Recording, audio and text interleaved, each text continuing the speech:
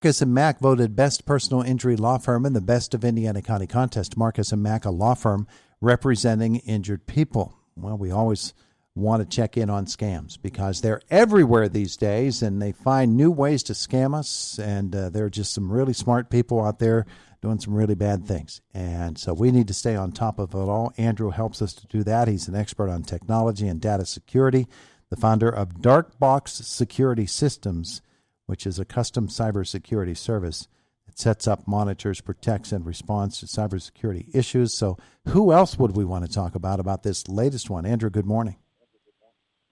Good morning. It's good to have you with us here today. So this is a phone number text messaging scam. That sounds pretty complicated, is it? It sounds complicated. It really isn't. So basically what we're starting to see is this scamming operation where consumers are starting to get these random anonymous messages, something that goes to the line of, hey, I'm going to be running 10 minutes late. And so you're thinking, okay, I don't know how, I'm not planning on meeting anybody. So naturally what most people will do is, text back saying, hey, I think you got the wrong number or something. Mm-hmm. And unfortunately, the second that you text back, now that alerts that scamming operation, that cell phone number that they just text you is a valid number.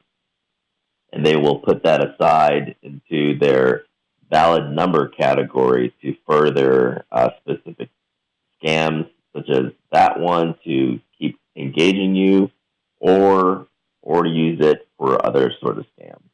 So in the end, what they're doing is they're building a database, aren't they?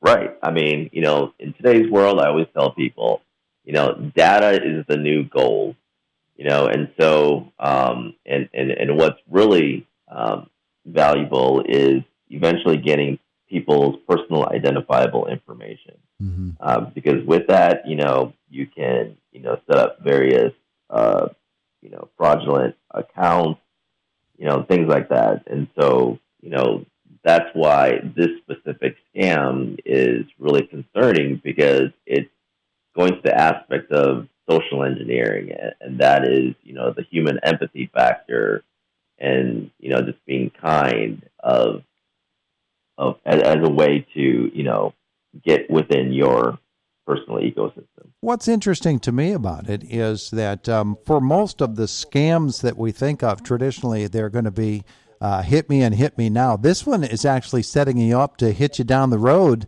and maybe when you're less suspicious about something like this, that they have these long-term scam goals. So that seems new to me, but it's probably not. Yeah. I mean, again, they're mining for that data. So, once they get a compilation of, several 100,000 cell phone numbers that are valid, they could then sell that information to another scammer who will use it, within their own scamming operation. So it really varies.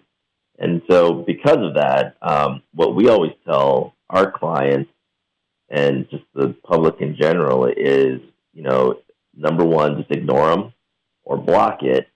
And then two is be a little more proactive and forward those scam messages to 7726, which actually spells out spam. So it's really easy to remember, 7726, which spells out spam. And what that does is that alerts your mobile carrier and other national carriers that this is a spam number, and also with the FCC, and then that will help them create a database of blocked numbers for all their customers. All right, so explain that again. You've got a scam call that comes in. You've recognized that it is a scam, so you do 7726. Yes, forward that to 7726, and then you'll be good. Wow. Okay. And it's good to know there's somebody out there fighting that fight for us, because they come at us so often, and there are so many of these scams, and from so many different angles that you need to know that there's somebody out there that is on your side. Andrew, when we think about scams of a more traditional nature, Your company, Dark Box Security Systems, seems like it's right where it needs to be. You're positioned so that you can help folks, huh? That is correct. We do a lot of incident response. So helping individuals as well as businesses deal with cybersecurity incidents. Everything from ransomware to getting their accounts hacked, things like that.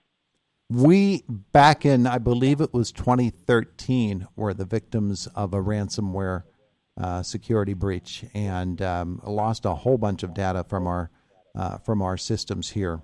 And it was a scary time because there was some really valuable materials that we no longer had access to.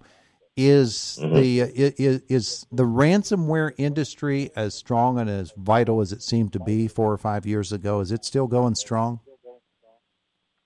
Unfortunately, it's still going strong. So yes, I mean it's still an issue, and there's now hackers are trying different techniques to get specific information. You can build up all the firewalls and other cybersecurity traditional defenses, but you also have to look at the human factor. Employees getting tricked into giving specific information that then they can use to hack into systems, and that's where we come in. Is we don't do just the traditional aspects of cybersecurity, but our big thing is educating the employees themselves and how to defend themselves and not fall to prey. Yeah. Yeah. Talk to me about AI. I'm assuming that scammers are going to find a way to really pull AI into what it is that they do so that they can get even more done, right?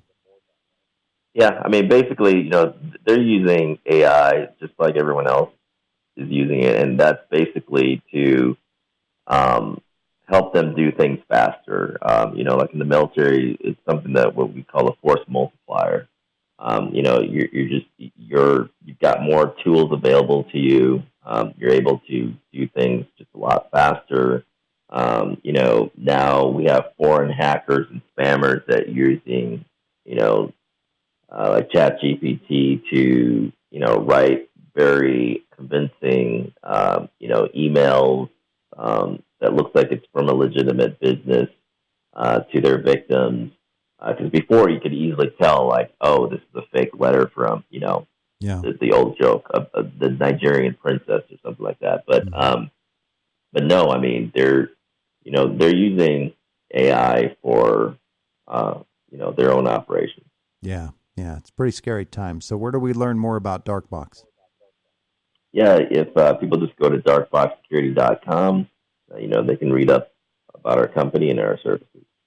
Very good. Andrew Sternke, thanks for the visit this morning, even though it's a rather scary topic. Yeah, no, thanks for having me. I love educating people. Have a wonderful day. You too. It is the voice of Indiana County. It's WCCS 101.1 FM, AM 1160, and WCCSradio.com.